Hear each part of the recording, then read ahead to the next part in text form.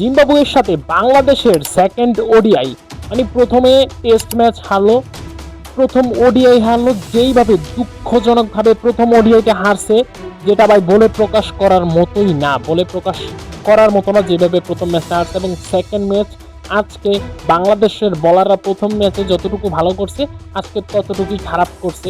মানে কি বলবো, যে প্রথমে যেখানে 150 রানের নিচে দলটাকে আটকায় ফেলছে, সেখানে আজকে 250 রানের টার্গেট দিছে এবং 250 রান করতে হবে বাংলাদেশকে।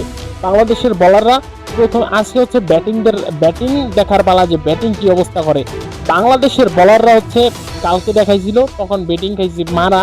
সো আজকে বাংলাদেশের বলার পারেনি, এখন ব্যাটিং দেখা যায় কি করে। মনে হয় বাংলাদেশের তো এভাবেই ব্যাটিং এর অবস্থা খুব বেশি খারাপ।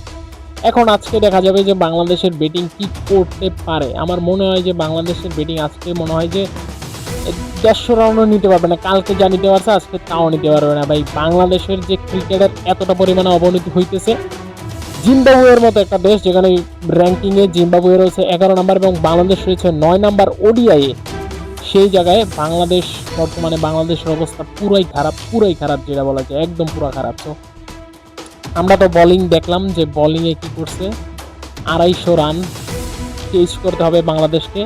এখন দেখা যাক যে বাংলাদেশ এই রান চেজ করতে পারে কিনা এবং বাংলাদেশ এই ম্যাচ আজকে উইন করতে পারে কিনা। এবং কালকে অবশ্যই ভিডিও আসবে বাংলাদেশের যে অবস্থা সেটা নিয়ে, আবার কালকেও ভিডিও আসবে। সো কালকের জন্য অপেক্ষা করেন, আমরা বাংলাদেশে খুব ভালোভাবেই নাড়াচাড়া দিব।